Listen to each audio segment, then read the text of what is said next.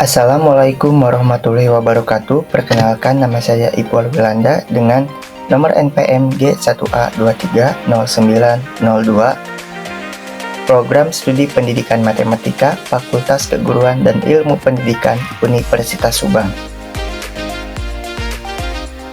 Pada kesempatan kali ini saya akan membahas materi tentang menghitung volume benda dengan metode cakram pada mata kuliah kalkulus integral. Langsung saja kita ke pembahasan. Apakah yang dimaksud dengan volume? Kita mulai dengan benda pejal sederhana yang disebut silinder tegak. 4 diantaranya diperlihatkan pada gambar 1. Dalam tiap kasus, benda itu dibentuk dengan cara menggerakkan suatu daerah rata atau alas sejauh H dengan arah tegak lurus pada daerah tersebut. Dan dalam tiap kasus, volume benda pejal didefinisikan sebagai luas alas A dikalikan tinggi H, yakni P sama dengan A kali H.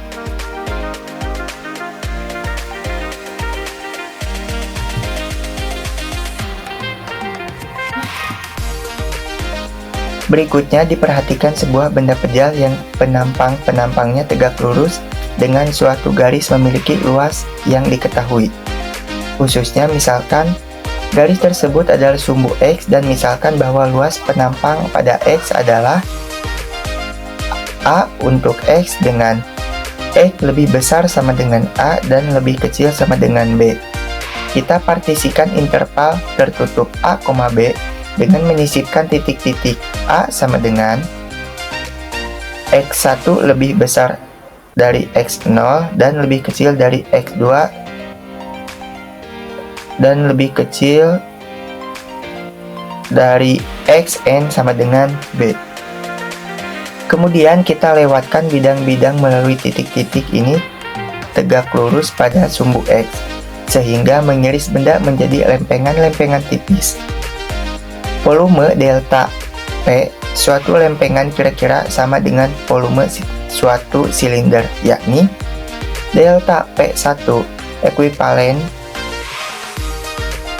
alas kali X bar 1 delta X1Y. Ingat bahwa X bar P disebut titik sampel adalah sembarang bilangan dalam interval tertutup XI dikurangi 1, XI.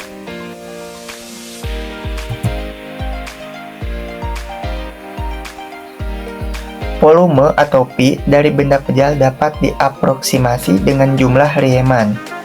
Pi ekuivalen sigma I sama dengan 1 sampai N alas XI delta XI. Ketika norma partisi mendekati 0, kita memperoleh suatu integral tentu. Integral ini didefinisikan sebagai volume benda pejal P sama dengan integral batas bawah A dan batas atas B alas X dx.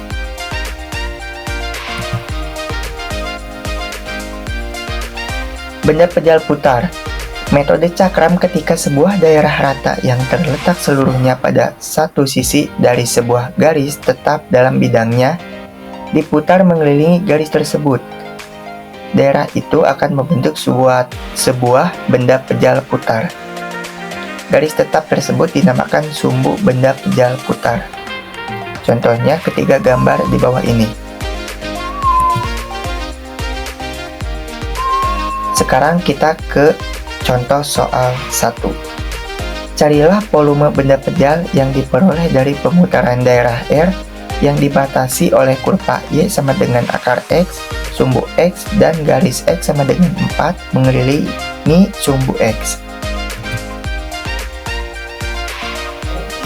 Untuk penyelesaiannya, daerah R dengan suatu irisan tertentu diperagakan sebagai bagian kiri. Ketika diputar mengelilingi sumbu X, daerah ini akan membentuk benda pejal dan irisan membentuk sebuah cakram benda berbentuk uang logam tipis. Dengan mengingat bahwa volume silinder tegak adalah pi R kuadrat H, kita aproksimasikan volume delta P cakram ini dengan delta P sama dengan pi dalam kurung akar X kuadrat delta X, dan kemudian integrasikan. P sama dengan pi integral batas bawah 0 dan batas atas 4 X dx sama dengan pi selang tertutup 1/2 X kuadrat batas bawah 0 dan batas atas 4 sama dengan pi dalam kurung interval tertutup 1/2 4 pangkat 2 dikurangi 1/2 0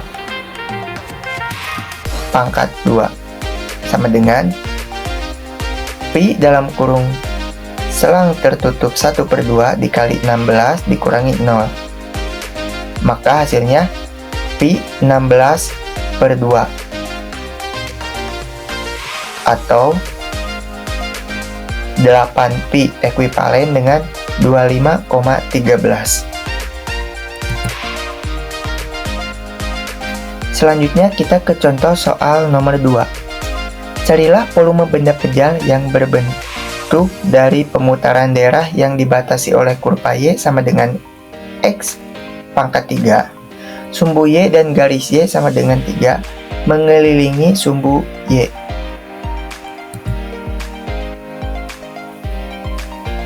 Untuk penyelesaiannya, di sini kita mengiris secara mendatar yang membuat Y pilihan yang cocok sebagai variabel integrasi. Perhatikan bahwa Y dikurangi X pangkat 3 setara dengan X sama dengan 3 akar Y dan delta pi sama dengan pi dalam kurung 3 akar Y pangkat 2 delta Y.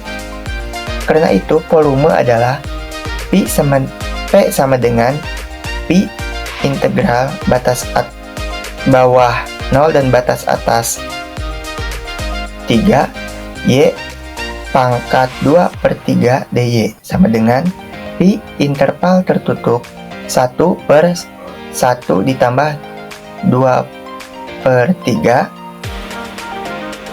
dikali Y dikali Y pangkat 2/3 ditambah 1 batas atas 3 dan batas bawah 0 sama dengan pi selang tertutup 1/5/3 dikali Y pangkat 5/3 sama dengan pi selang tertutup 3/5 dikali Y pangkat 5/3 untuk batas bawahnya 0 dan batas atasnya 3 sama dengan pi dalam kurung interval tertutup 3/5 dikali 3 pangkat 5/3 dikurangi interval tertutup 3/5 dikali 0 5/3 sama dengan pi dalam kurung interval tertutup 3/5 dikali 3 pangkat 5/3 sama dengan 0 sama dengan pi dalam kurung 3/5 dikali 3/3 ditambah 2/3 sama dengan pi dalam kurung 3/5 dikali 3 dikali 3 akar 3 pangkat 2 sama dengan pi 9/5 3 akar 9 sama dengan pi 9 kali 3 akar 9/5 ekuivalen dengan 11,76. Nah, ini adalah contoh dari gambar benda tersebut.